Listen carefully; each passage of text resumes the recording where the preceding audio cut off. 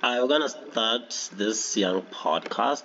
I think it should be like my very, very first podcast. It's gonna be faceless. La tala man. La tala. I mean, in English, all I'm saying is, you guys are so disrespectful. So I have empathy for others, and I don't want to see this world really go to shit. So I'm gonna tell you what I do. I'm a system engineer. I work at Epic Games. I I do what I do best.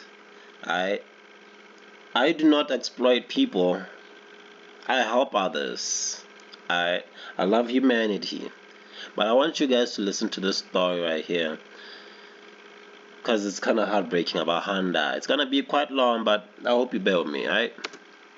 I don't feel like I'm a human anymore, almost as if they turned me into a robot. I don't have feelings, I don't have family. Everything I do now is for Hyundai first. They treated you like a piece of meat.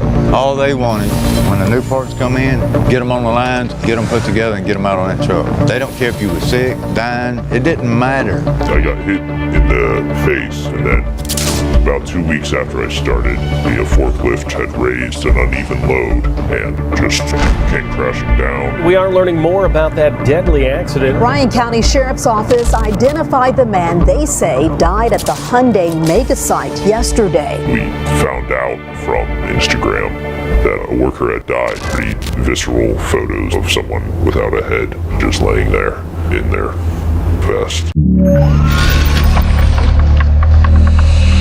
Hyundai is the third largest automaker in the world, with a valuation of $23 billion. While it manufactures some of the most popular electric cars and SUVs on the road today, the South Korean automaker has a dark side. You've gotten injured. Do you know other workers who've gotten injured since you started? Yeah, all the time. From stuff like the carpal tunnel to spraying, people getting their leg caught on something. John spoke to us anonymously for fear of retaliation from Hyundai. The systems in place just aren't really well suited to safety. But these aren't the issues that made national news. It was this. Major immigration crackdown, hundreds of workers detained at a massive auto plant in Georgia. Officials say roughly 450 undocumented migrants were apprehended. Individuals from Guatemala, Colombia, Chile. Now listen to all these statistics. Now you want to tell me I should leave my country for these conditions? For a fucking low wage? I tell you niggas, y'all can kiss my black ass. I love home. I ain't gonna settle for less. Nah, bro.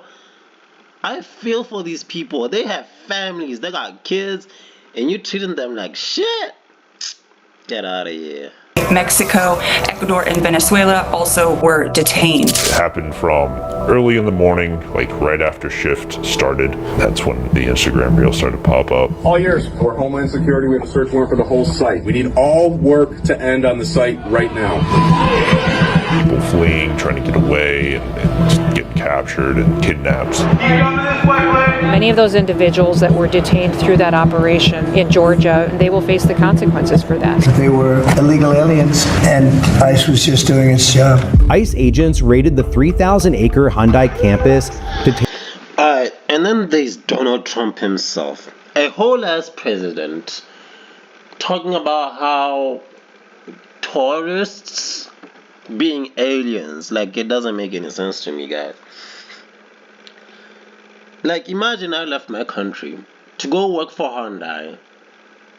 I mean, yes, maybe there will be a chance I may not be documented that would cause Trump to call me an alien. But we all know that IDs have an expiration date. So what if I was indeed documented and I went to the USA only for my papers to expire, and I would face some whatever problem that would deny me from renewing my permits, my work permits? And then one evening I'm watching BBC News and there's Trump talking about how I'm a goddamn alien and ICE is just doing its job. Guys, make it make sense. Make it make sense. detaining some 475 workers, the largest immigration raid in U.S. history. A lot of them had trust in the documents that they had, and unfortunately that wasn't the case. Everybody was taken regardless of their status. You see the shit I was talking about? But that story is just the tip of the iceberg. This is the shit I'm talking about. For years, Hyundai has been relying on a supply chain here in the South, made up of over 100 separate companies, spanning from Georgia to Alabama, with a dangerous track record of worker exploitation, including wage theft, child labor, and more, including the use of prisoners and immigrants to compete for low-wage jobs. Looking at this list of suppliers, it just shows how complex and frankly convoluted the relationships are. How are we making sure, and how's Hyundai making sure, that all of those companies are following the law? At the end of the day, Hyundai isn't taking responsibility for who works in their factories. I traveled across Georgia and Alabama. I met with workers, their families, and advocates, former federal investigators, to get a close-up look at Hyundai's supply chain. We build the Santa Fe, the Tucson, the Genesis. We build them, but we can't afford to buy. I mean, there's another point that I want to mention here is that, you know, it's funny that they bring these people to us to compete with us for jobs. I mean, I get it. They got skill. They are probably the best software engineers, the best carpenters, the best architects. But these people have seen some shit. They are traumatized, and they will do anything to survive. And I'll tell you this, bringing them here to compete for jobs with us doesn't look like a very good what do you call it? It doesn't look like it's gonna math to me. The mathing ain't mathing. Doesn't make sense. The injuries that come behind building these cars, the disrespect. I met Kissy Cox, who has worked on Hyundai's assembly line in Montgomery, Alabama for the last 3 years. In those 3 years, I've had carpal tunnel surgery. I'm also having to have shoulder surgery on both of my shoulders. I had to get an MRI done where I found out that I had torn ligaments in my rotator cuffs on my right and left shoulder. When you met with the doctor, what did he say to you? I told him that I would be driving cars off like a speed bump track, and that since I was going to have surgery, could he make that one of my modifications? He said that he's not sure that Hyundai would like that. Cox says under Hyundai's policy, injured workers can only see Hyundai's approved doctors. And Hyundai's doctor wouldn't approve you for a medical exemption. Yes, sir. Because he said the company wouldn't like that. Yeah, Hyundai would not like that. What you're describing is incredibly disturbing. You're looking at potentially criminal activity. Could be You know what they did is just the same monopoly with money, where you invest in a company. You know, that money goes into the business, and then that money is gonna rotate within the business, and they are established partners. They would never risk their funds going to an external client, for example, maybe as a donation, or I don't know, just helping the poor, you know, getting rid of poverty. But no, they ensure that their evil deeds stay within their limits, their control, their domain. Like they say, employees are only allowed to see Hyundai approved doctors. Like, why can't I go just to a public hospital and get help there? But I'm sure those people are under some goddamn oath too, and they're probably gonna charge you a shit ton of money. You know, America is just messed up. I feel like y'all should just go to war already, I'll be honest. medical mismanagement, which is a violation of OSHA. We brought Kissy's case to Doug Parker, who served as Assistant Secretary of Labor for OSHA during the Biden administration.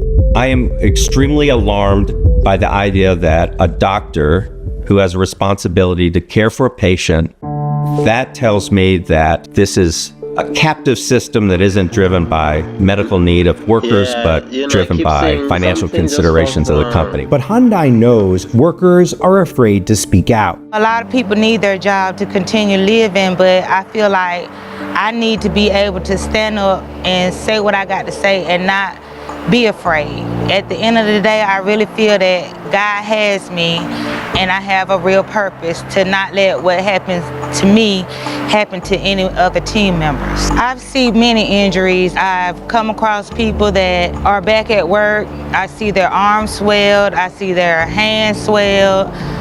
I see them, you know, like on modified duty, but it doesn't matter when you're needed on the line. What does it say to you about a company that treats workers like this? Hyundai brags that they're a safe place to work, but they're definitely not. But let's back up for a second.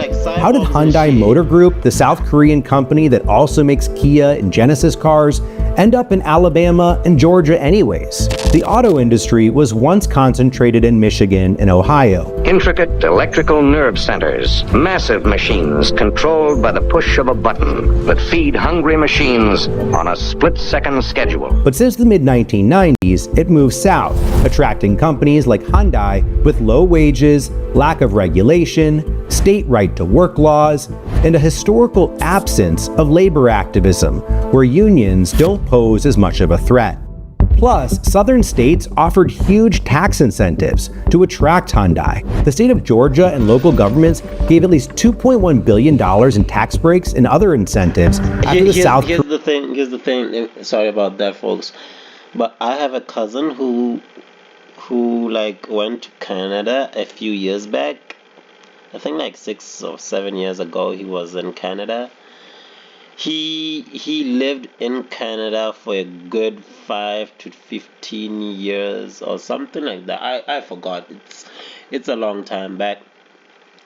But reason being why he went to Canada, I want to believe he went to Canada for the same reason as everyone else.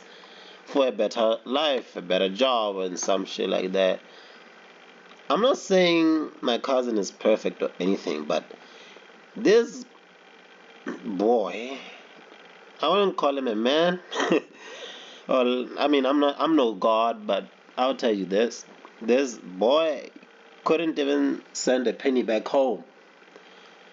I don't know or understand why that was the case back in the day, but if he went there to work and America was the time to be, he was definitely being exploited.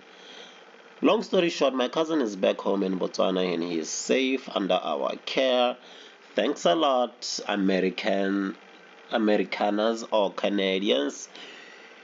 You guys are shit. I'm not saying all of you. Or maybe my cousin is shit because he came back in a very bad state. Probably because of the hard drugs y'all do out there. Hey, I'll come clean, man. I'll be honest with you. I only smoke weed. But the things I saw my cousin went through is just horrifying as fuck.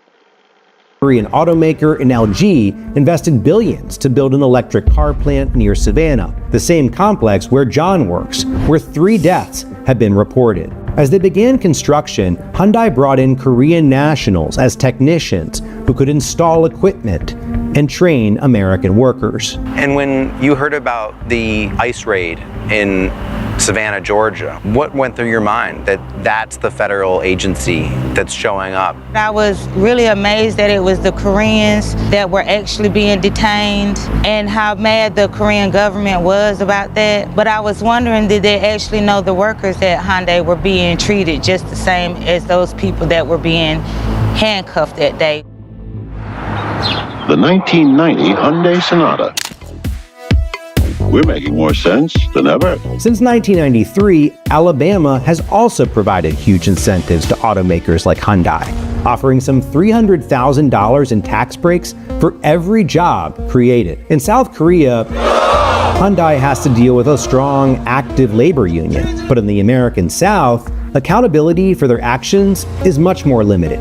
We created a pro-business environment. We got everything you need, but mostly we've got a great workforce. Making it the perfect place to expand their operations. We never wavered. The results of that unshakable commitment speak for themselves. Hyundai is a glaring example of actually what's happening in a lot of companies in our country right now. They are so far removed that they think when they have this arm's length, not us, we didn't do it, how could we possibly know sort of approach, that they are more protected as a company.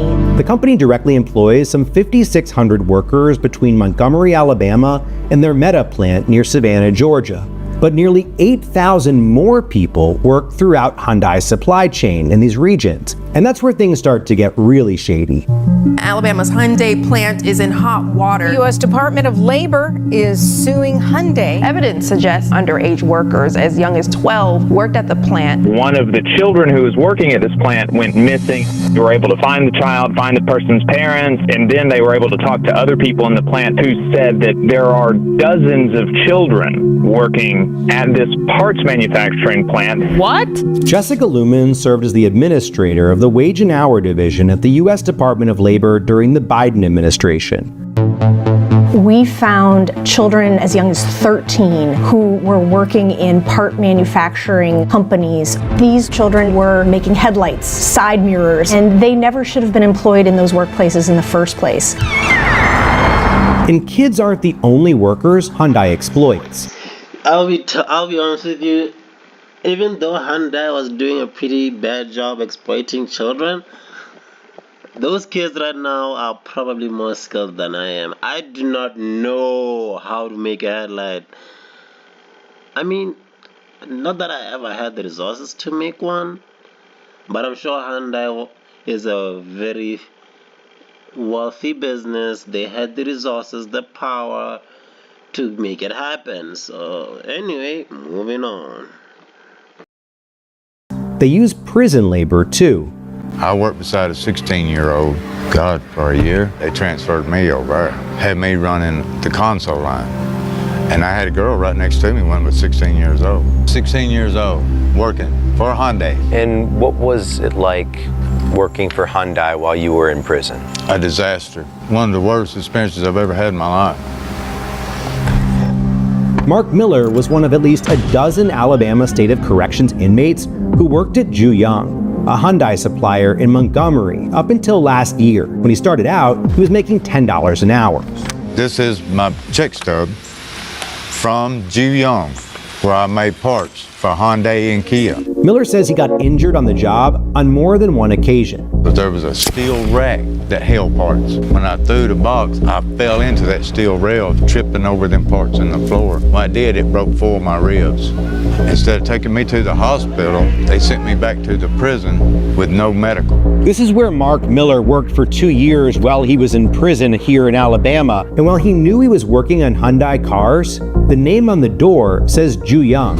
Safety is a major issue. Workers like Mark report feeling overworked in the first place, will face situations where line speeds are incredibly fast. That's a dangerous condition. Will Tucker is the Southern Program Director with the nonprofit advocacy organization Jobs to Move America. A new report out from Tucker's organization finds that Hyundai's use of incarcerated labor in the supply chain not only harms prisoners, but brings down wages and conditions for all workers, with a 10% increase in prison labor resulting in a 10 to 14% decrease in wages for free world workers. The takeaway from the report, these workers don't feel fully free. That's true of the workers who are incarcerated, who of course feel like if they speak up at work, they face really dire consequences, like going back into more dangerous situations in Alabama's prisons than even the work release facilities. Jobs to Move America says Hyundai's suppliers are still using prison labor in their supply chain. But Jessica Lumen says the Trump administration is trying to further weaken the rules that hold big corporations like Hyundai accountable for the actions of its suppliers. Under the Fair Labor Standards Act, the idea is that more than one employer could be what's called a joint employer of the same worker doing the same type of work. It's been around since the 1930s. But the Trump administration is trying to change that with a new rule that would make it more difficult to hold corporations accountable for the conduct of their joint employers. like the companies that Hyundai relies on to make its cars. I'm very concerned that a new regulation would, again, try to make it much more difficult to hold employers responsible. The Trump administration has also already cut more than 300 OSHA employees. OSHA is being stripped of its capacity to have any kind of robust response to this kind of activity. It's just heartbreaking to see, not only for the workers of this country, but for my former colleagues who are seeing the tools to protect them taken away from them. We have to be asking, at what cost are we doing these immigration raids? President Trump is now apparently asking himself the same question as Hyundai weighs its options after ICE's immigration raid, potentially threatening to divest from some of its U.S. operations, which has Trump changing his tune. In Georgia, they raided because they wanted illegal immigrants out. They had people from South Korea. Well, they wanted them to get out of the country.